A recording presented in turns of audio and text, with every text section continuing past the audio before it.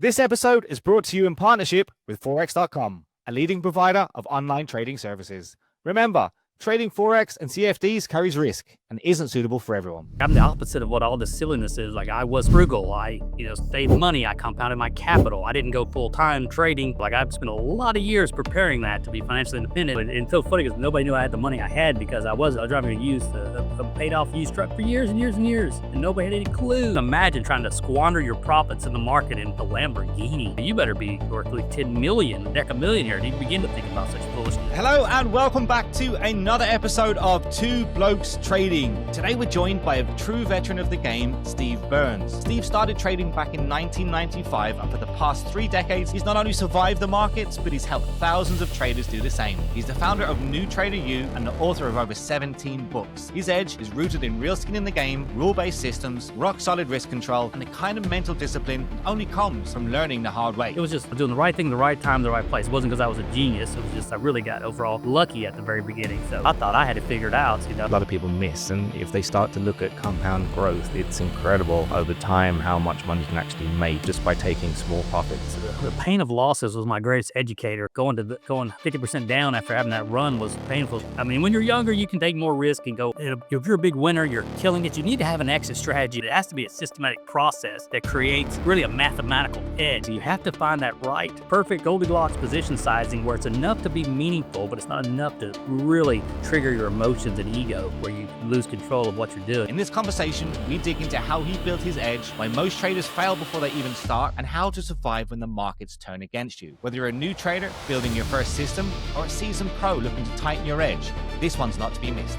Let's get into it. Steve, welcome to Two Blokes Trading. How are you? Doing very good, Jonathan. Yeah, thanks for coming on. It's great to have you. It's gonna be an interesting conversation. Learn a bit about your trading style and what you're doing behind the scenes. But I believe it's 30 years you've been in the markets now. Is that right? Yeah, I started investing back in 1991. It's my first year putting money in the markets. Really? And I hate to ask you what age you were at that stage, but what tweaked your kind of interest? Yeah, I started as a fan of capitalism, business. Always loved capital and business from a very young age. Loved working in businesses even as a teenager and understand how they operated, and also the compounding. I was always fascinated with the math. I love math and the principle of compounding capital. That was really my first passion. I thought, how can I do that?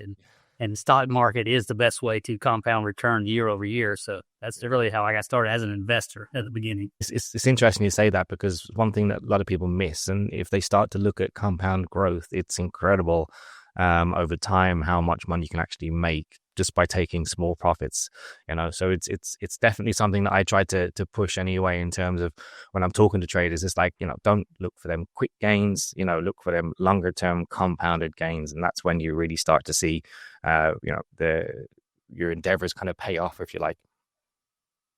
But so what kind of trading style? Like, I mean, you started trading stocks. You're more of a stock trader, equities trader, is it? Yeah, right now I trade almost primarily ETFs and growth stocks, big caps. I stay primarily in the big caps and mega caps and the indexes themselves. I like to trade more size, so there's less volatility, so it's cleaner on the movements versus the little tinier speculative small caps. And so I'll trade the IWM, the Russell 2000 as an index, but I do not trade as many small. Mainly it's just big, steady moving, high demand, things in high demand, like, Meta, Nvidia, some of the newer AI names, Palantir, the ones that are in high demand. So if you buy a dip, there's people that want to step in and buy it. I like to have things in demand, like the SPY and the NASDAQ. People want to keep dollar cost averaging in the indexes. So, there's built-in buying power. So I really like to focus on equities with the big cap, med caps, and the ETFs. I feel like it has the best supply-demand ratio of most things and less volatility and risk. For sure. You must be doing quite well. I mean, everything's rallying at the moment. Yeah, well, I did. I was fortunate. I had some signals on Meta and Nvidia. I had a signal on Nvidia that it was a 510, the 520 EMA crossover. So I had that signal, but I locked in my profits yesterday at the close going into the Fed and all these tech earnings this week. Cause the risk reward ratio is now shifted for at this moment. I just swing trade up. I mean, long term, anything can happen, but I'm just looking for the swings up and down. Sure. And I'll get into that a bit more a little bit later in the podcast. But I suppose at what point do you believe that you came from like an amateur to an actual professional trader, if you like? Yeah, I stacked up great returns I got lucky. There's a lot of luck involved going in the 90s, and my focus was on tech stocks. I was buying, then it wasn't even ETFs. I had to buy tech mutual funds and hold them and trade them end of day only. And I got fortunate at the beginning because I thought technology is the key.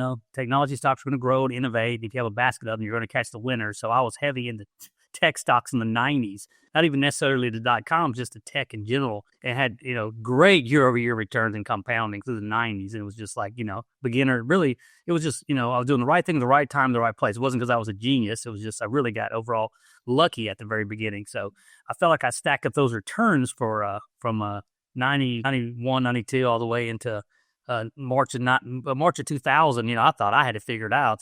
Simple. You buy tech, you buy dips in tech, you buy breakout. You just focus on techs and you move in and out and you catch the trends. Easy. And then I had some lessons from about March of 2000. Got the peak and it got close to the double top pattern. 2001, 2002 were brutal. I really learned my real lessons 2001, 2002 with the drawdown, 50% drawdown in my capital after building up.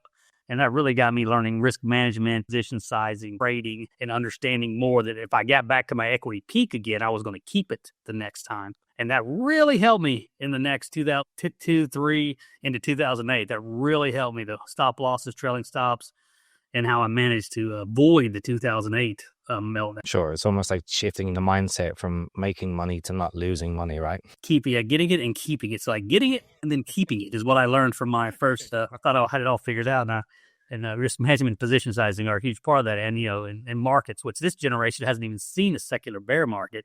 Even the 2008, 2009, 10 was just brief in comparison to like historical standards of the 70s and even the 1929. That's what most of buy and hold investors that think they have the holy grail now. 1929 didn't come back to even until 1952. And even then it was not inflation adjusted, But I think the biggest driver, though, in this day and time is just there's so many dollars in the system. There's money markets at all-time highs, money on the sidelines at all-time highs. It's crazy how much dollars is in the system, which is really reflected in the gold movement. So, it could be different, but secular bear markets have been normal every 10 or 12 years historically. Sure.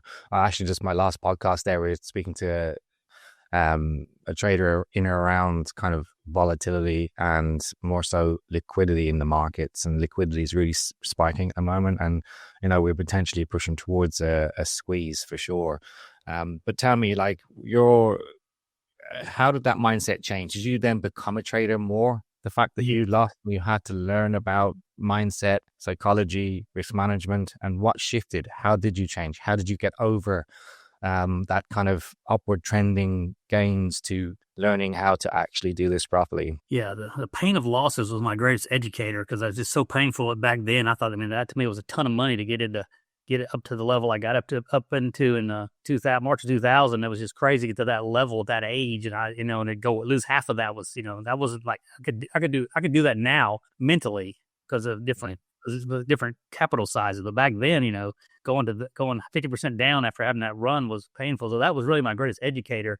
And my mindset really, and it got reinforced in, was it March of 2009? At one point, March 2009 at the lows, at that time I was trading and I avoided the 2008 meltdown. I learned that time. But I remember at the lows in 2009, even Dave Ramsey was questioning buy and hold investing at the lows in 2009. And I remember March 2009 specifically, where it had given back, the stock market had given back all the gains since I think it was 1998, had all been given back. And all that, everything I would have ever made would have been given back had I just been a buy and hold investor. And I'm thinking, how can someone sit there and hold through losing everything? I can't even conceive of having been there. And I could have, and if I was stated an investor, if I just been a buy and hold investor, I would have done that. And I could never go through that. And in the future, it will probably happen again, likely. With the currencies, with the currency printing, maybe it's just hyperinflation and the stock market's at a new forever peak. It's possible, but it's unlikely because many things drive it. But yeah, I just can't conceive of doing that. So I definitely want to have a plan for how to get profits, keep profits, and his profits, and have my equity curve. I want my equity curve to slow down. I don't want more than a few percent drawdown. I want to gain 4 or 5% at a time, and then maybe give back 1 or 2% in total capital. So go from 300,000 to 300,000 to 305,000, maybe 302,000, then to 310,000, then to 308,000, and have a good run and go to 310, 320. But I want a steady equity curve. I don't want to go from the 300,000 back down to 250, back up to 275, back down to 225. I mean, I don't like that equity curve anymore at this stage. I mean, when you're younger, you can take more risk and go harder and grow and go for the big game. And you're younger and you're just starting. You don't have a lot. I mean, I wasn't stressed with 5,000 or 10,000 or 15 or 20, but you're getting into like 50, you get to 100, and you get to 150, you get to 200. It gets to be real capital, and you really feel it differently. And people think your returns aren't as good as they could be if you were a buy and hold investor, but you also, you have $350,000, 20% drawdown in buy and hold investment, that's like $70,000. Yep. And the only reason it came back is because they bailed out the entire financial system in 2008. And 2020 was another one that could have happened,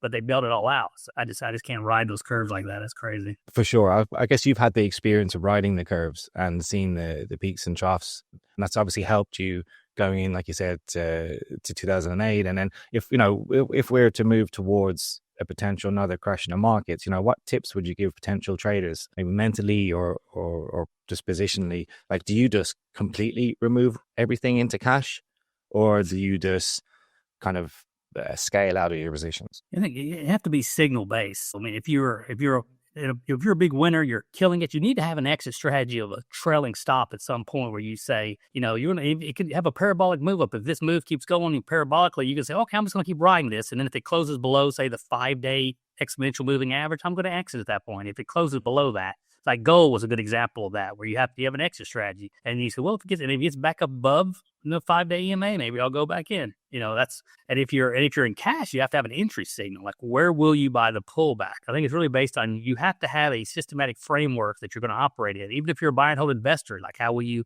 dollar cost average in? How will you manage your money? Like, if you're in a bear market, maybe you'll buy the S&P 500 when it closes back above the 200-day moving average, and that'll be your entry. And if it doesn't work, it falls back, you get back out with a small loss. And eventually it'll break out, and then you're going to hold it, and you'll run. But it has to be a systematic process that creates really a mathematical edge where your wins are going to be bigger than your losses. Your stop loss is, if you lose, you might lose a few $100s in a trade, but if you win, you're going to win $1,000 or $500-600 in a trade. It has to be a risk-reward ratio based on your signals, and you have to design your system for that positive expectancy where you think, if I have 10 trades, I'm probably going to lose a couple $100s in 5, and the other 5 I'm going to make a few $100s. So I'm going to lose, just on average, you're going to cut your loss, so they're going to be smaller, but you're going to let your winners run, so you will have a couple of big winners. And I think that's really, from a systematic framework, your whole investing our trading system has to be based on. Sure, 100%. And I mean, having a systematic, having that system in place, if you like, and having your rules there, which is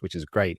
But how much of psychology takes over and potential ego or whatever the case may be? I mean, like, how much of that do you really feel that is the biggest issue with traders? Oh, I know it's the biggest issue with almost all us humans. It's so funny how when we start, it's like you just don't even see it coming. Like I'm not a really emotional person, but when the numbers started, it's like the more active you get, the more it's easier. I'm gonna get in here and I'm gonna hold it for a week or two. But you're like, even day trading, like, it's crazy. Like you said, the emotion, the ego, losing money, and then the loss aversion. And it's a human nature too. You don't want to take that loss. You want to hope it gets back to even at least to get out. And it's human nature. You have to change it with a mathematical brain. And a big part of it is just position sizing. You have to find that right, perfect Goldilocks position sizing where it's enough to be meaningful, but it's not enough to really trigger your emotions and ego where you lose control of what you're doing. I mean, you have to find the right size. And I think most new traders, like you said, they start trading the whole account. It's like, I'm going to put everything in NVIDIA.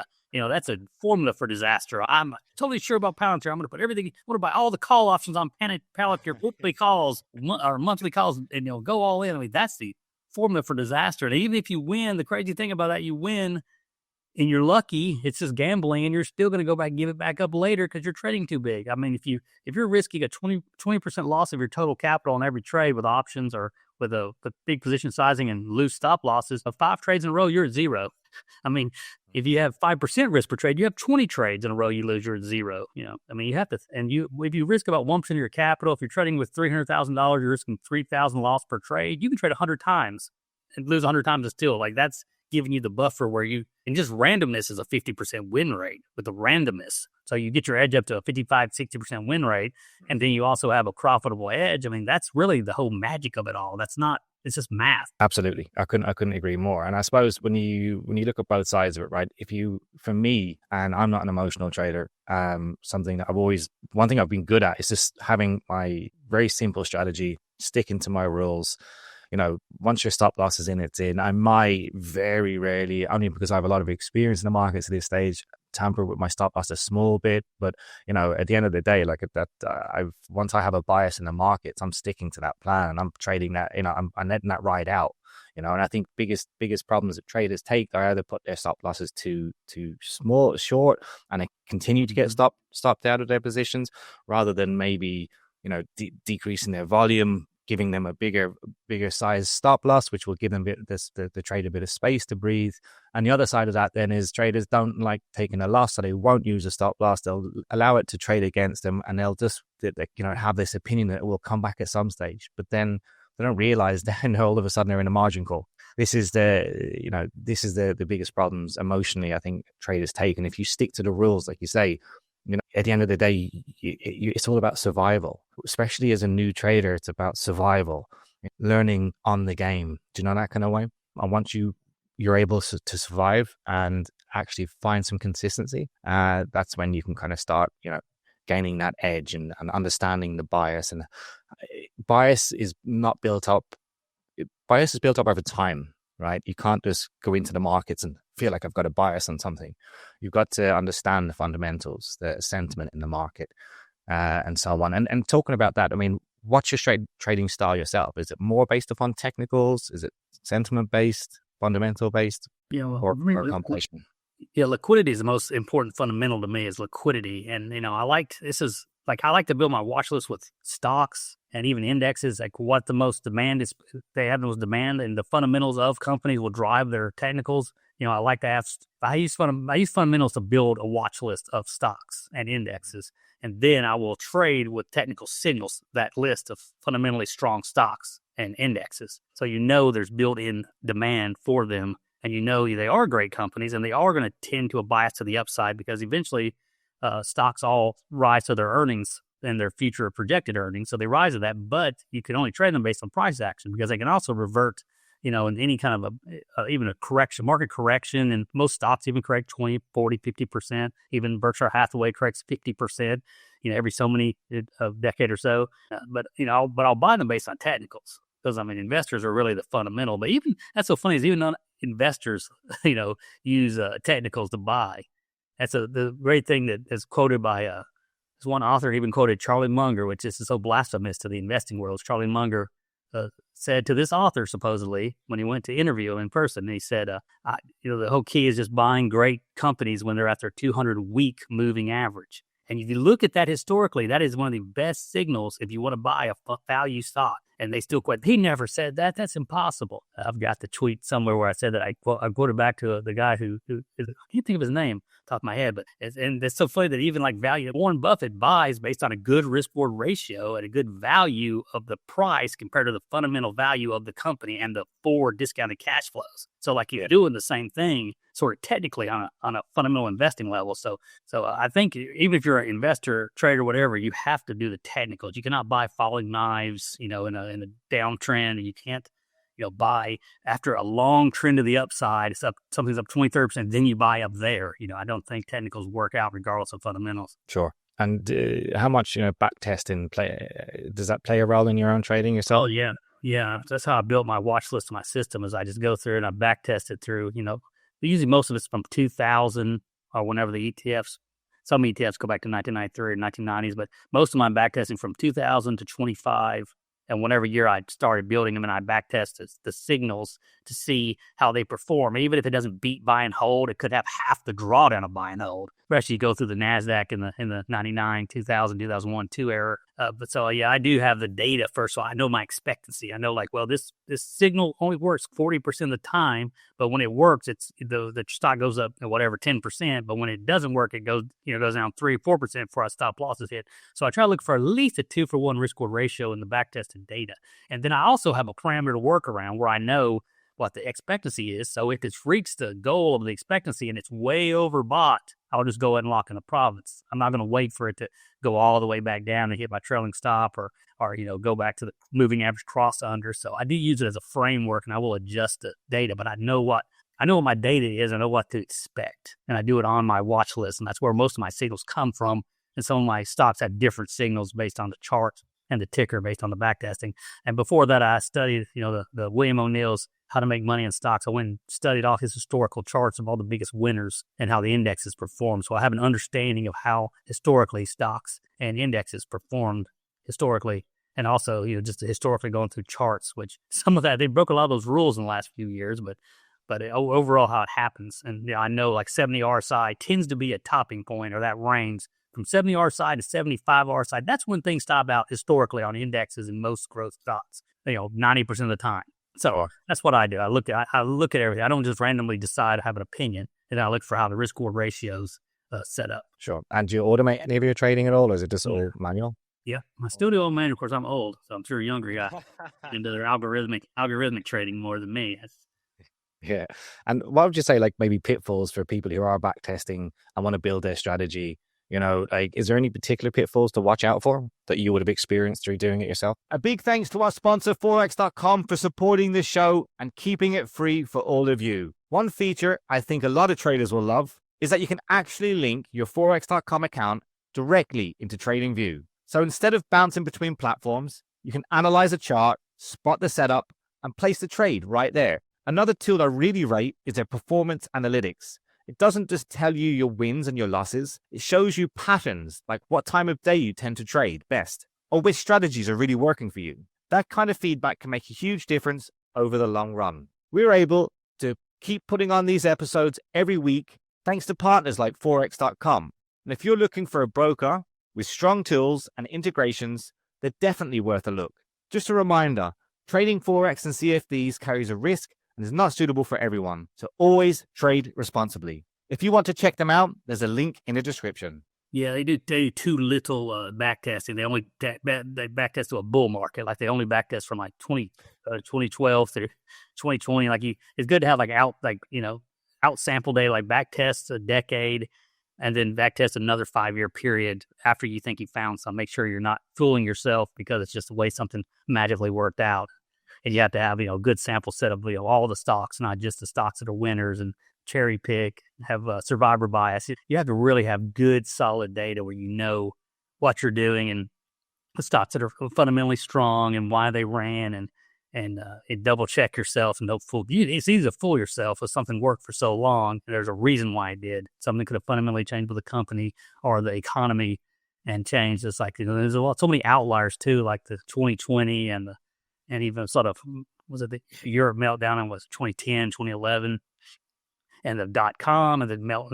There's always black swan events, and you have to have a plan and your position sizing, and you have to be ready for anything. If anything can happen, it usually does at least twice a year. Sure, absolutely. And just moving on to, I guess, the current environment now at the moment. How are you finding the current environment in terms of your own trading? If you found you've had to tweak things in your own system to keep up? It's wild. The signals are harder now. It's a wild moves. It's like there are no real true dips, like good clean dips to the 50-day moving average. And if it happens immediately and it's back gone again. So it's a very different environment. I mean, I still have some good, I like it when it resets, because for my system, I need to I don't want to chase something that's gone up for a month. I want it to reset, get back down, and then, have a 520 cross and have a 520 cross back over, then I buy off when I can sustain it at bounce. I'm not getting as many signals because it's so strong. It doesn't do a lot of resets or a lot of good enough resets for me to get back in.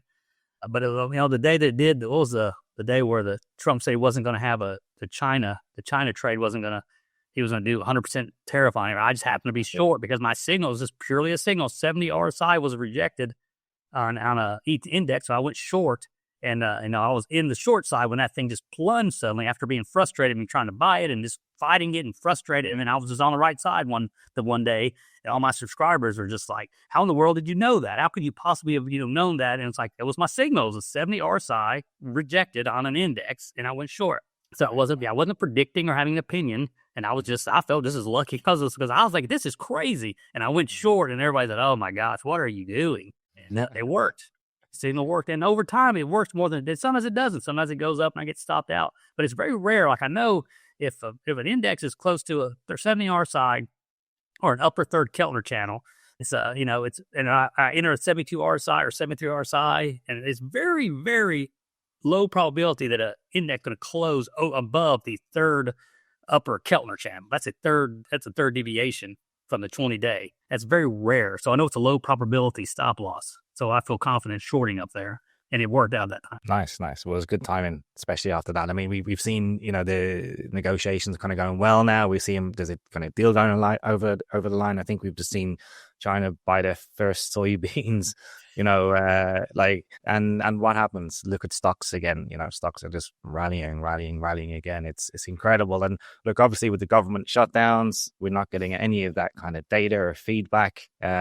Obviously we kind of have a good idea that we're going to get a 25 basis point cut coming up. But really, we're kind of, everything's at a whim at the moment. It's just purely kind of people having to push towards more technicals, and hope when a tweet comes out that they're in the right position, right? Yeah, that's where my signals have helped me. It's helped me a lot. Like for instance, this week we're going. I think even this morning, I think the QQQ is at the upper third Keltner channel rejection yesterday, and it got like right over the 70, maybe 71 RSI this morning, and it's up. I think it was up in the pre-market last time I looked. So the risk-reward ratio is not skewed towards new longs at this position. If somebody's long and it trends up, you can hope for a parabolic move, but a parabolic upside move with the Fed having a known interest rate decision and all the tech earnings coming out today and tomorrow, it's like that's what I see in risk-reward terms. I can't imagine. In all the studies, it's almost unheard of that you see the QQ go to 75 or 80 RSI. That even in the .com, I went back, bar by bar at the .com, and it's like we weren't this strong during that. They still, the QQQ would, about 70, 71 RSI would reject, and then it would go and it would bounce off the 50-day moving average. I thought, it makes perfect sense. Now you've got, it goes down to 20 at the most and then takes off, but the risk-reward ratio still is true. I mean, you'll have parabolic moves like gold has been one for the ages. Only the trend followers that have very loose trailing stops and lower position sizes, and they made a killing on that. But but it loses money most of the time. So you have to go through all the chops. I quit gold, got so choppy for me, I get frustrated even trade it. And then he takes off the moon. Exactly right. Gold is one of those kind of emotional relationships you have with a certain asset class. You can do really well, or it can just hurt you time and time again. It's like a bad girlfriend or something. But yeah, we've seen it dip below again, back below 4,000. It's now creeped up again. Like he used to say, 5,000 isn't in sight to the way things are going. But like I said, it's all a balancing act, right? It's all about sentiment. And the crazy thing is we're seeing gold going up while stocks are going up, dollars hold firm. Like all these kind of parallels are changing. And as a trader for a long time, you're looking at all of this kind of trying to understand this information and the reasoning behind the moves. And that's the hardest thing for traders, I think, right now at this very moment. It's just trying to get your head around. It's like reprogramming years of data, Yeah. The other day's like, what did I study 10,000 hours for this? And it doesn't make any sense. Like, I don't know what to, it's just you're trying to find sense in the madness because it's breaking historical mean. But a lot of it is just because there's just so much money in the system. It's just so many dollars and fiat currency in the world is just flooding the system with dollars. It has to go somewhere. So you end up in gold and stocks and real estate. And I think that's the biggest thing I'm seeing with all this is it's just a liquidity. There's just too many dollars chasing too few assets, and it's flooding everywhere. And that's why there's no, there's just day traders bringing the market up and down, and not really long-term people, and they got to get back in because there ain't nowhere else to go. They got tons of money. Money markets are all-time highs. Real estate's, most of it's near all-time highs. Most stocks, there's a lot of stocks at all-time highs. Indexes at all-time highs. Food prices all-time highs. Mm-hmm. Yeah. I mean, like, there's a lot more money in retail than there was before as well now. And that's realized how weighted that is in the markets, right? But I mean, if, like I said to you earlier on, I mean, like with liquidity, potential issues coming down the line, if there was a crash, we're going to see kind of potentially dollar continue to rally to the upside, gold potentially, obviously potential. I mean, I'm not sure how much data that you have on this, but I mean, how much do you think if we do get to that point, and I think we could, but I mean, we're seeing Trump coming out and saying, look, we can wipe out our 30 trillion debt with Bitcoin, like with cryptocurrency. But like, again, it's like, well, what, really? So, like, how much can you believe of what you're hearing, and what impact of of these decisions it is making can it have on the markets, and what's really propping up these, where is this risk on sentiment coming from at the moment that people are still so bullish on stocks? Yeah, like you said, the retail is now rivaling professional money managers now with so much retail money flooding in.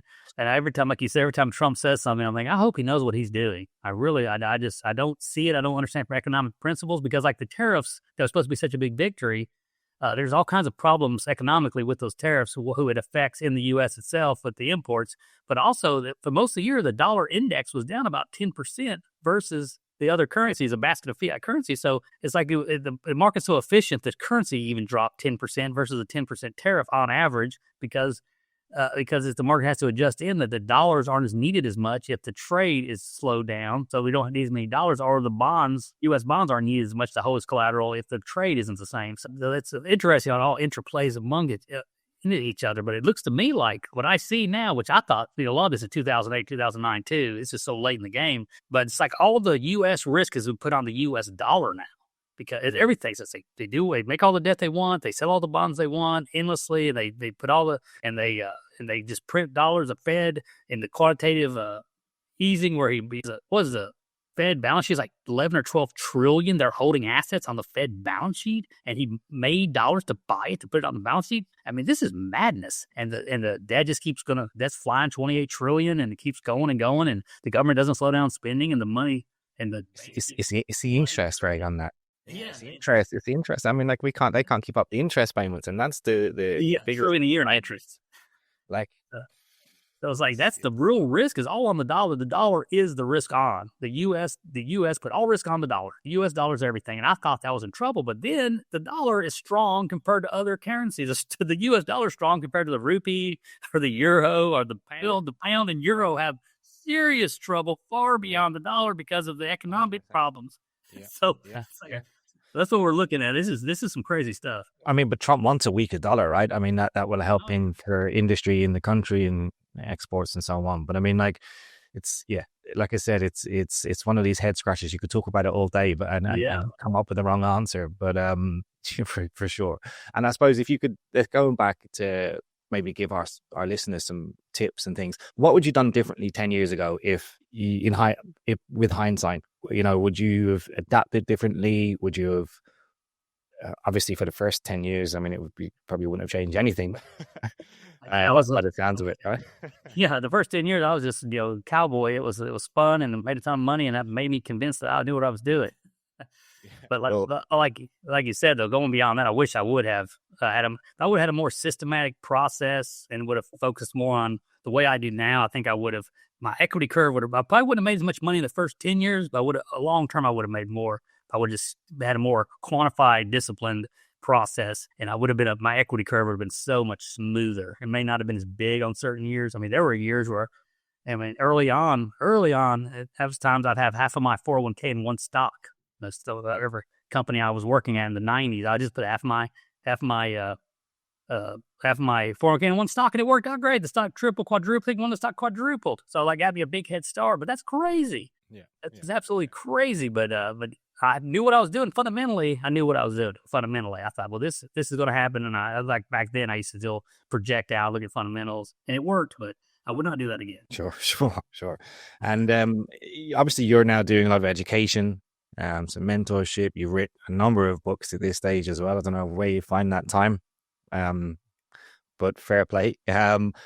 What legacy do you want to leave behind, first of all? Yeah, I want to be, I want to be the person that inspires somebody. Like I want somebody, the future, like Rich Trader, Market Wizard. I want to be the one that I inspired them. They read New Trader, Rich Trader when they were young and inspired them and followed me or read some of my books or, whatever my influence is through social media or books or e-courses or whatever. And I inspire somebody. That would make me happy. And I've got some people now that are pretty big around the world, even other countries, that they did say I inspired them, that are big on social media. So that makes me happy. And talking to them. But yeah, that would be my legacy. I could inspire the next Paul Tudor Jones of some nature and be the person, because I may not be that person because I don't have the risk appetite to that size, but it'd be cool to inspire somebody who does have to go to that level. I mean, like we spoke about it before we started the podcast. It's, unfortunately, social media and all these other kind of platforms have changed how people think. The next generation behind us that are coming up and the generation before them as well. I mean, like everyone's looking for quick money, quick wins. They're buying into lifestyle all this BS that's out there. And unfortunately, people like yourself and myself are a bit longer in the tooth, are trying to do it for the right reason. We're trying to actually offer some valuable information for traders that can actually help them, right, in the long term. But unfortunately, that will never change as long as the regulators or other, social media channels will allow people to continue to get scammed in this industry. And, like you said, like what you're doing, writing books, your education, and very much what I hope to achieve as well is the same thing. I mean, like we need to try to educate people, help traders make the right decisions. If you want to do it for the right reason. Don't jump in thinking you can make money. One of the biggest points you made earlier in the podcast is compound gains. Learn what compound gains is. Do the calculations, guys. Figure out how well you can do over a long period of time.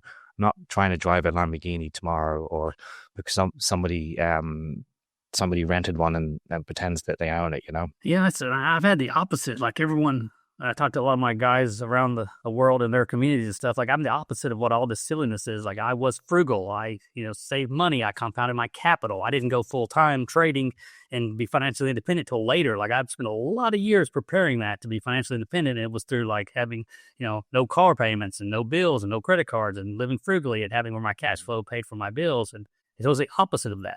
And it's so funny because nobody knew I had the money I had because I was driving a paid off used truck for years and years and years. And nobody had any clue, I was financially independent and on the way to be a millionaire. Nobody had a clue of that. And it's so funny, but it's the opposite. I mean, you could squander, I can't even imagine trying to squander your profits in the market in a Lamborghini. I mean, you better be worth at least 10 million, like a millionaire to even begin to think about such foolishness because this money has to last the rest of my life. I'm not, I'm not. There's a big transition. For sure. There's a big transition between, just as you mentioned it before we do wrap up things up, but there is a big transition between trading on the side as a part-time trader and actually making that leap to do it full-time. You want to, like you said, you got rid of all your bills and that's really a huge part of it because as soon as you start trading to pay bills and your lifestyle and and that stress factor comes on, it makes you, I've seen lots of good traders become very bad traders very quickly with just the pressure and stress of having to pay their bills. Yeah, it's a totally different game between, trading for capital appreciation, trading part-time for entertainment, and trading full-time is totally different mental models you have to use. I can't just, and some people come to me all the time. They have no idea, like the greatest investors and traders in the world, the best 20, 30% average a year. They might have big 50% years or 100% years, even the best ever. I mean, 20, 30% a year, you could be a multimillionaire hedge fund, maybe a billionaire hedge fund manager. If you can consistently make 20, 30% a year on your returns, and nobody can wrap around their brain because they take some big gamble and make a big gain and think they're magical. And there are market wizards that did have some big runs. I've had some great years, but it's just, that's not how it works. That's just not how markets always changing. There's always different dynamics. It's always risk involved. And that's just not how it works at all. And to be full-time, you have to have enough capital to have low expectations on returns, even have losing months and have enough backup to pay your bills. I mean, that's just a whole different ballgame. Very difficult. Better have multiple streams of cash flow to even do that. For sure. 100%. And so before we wrap up as well, I mean, Is there anything else on the agenda? Any new books? Any new projects? Yeah, I think I have a new book I should be releasing the next week or so.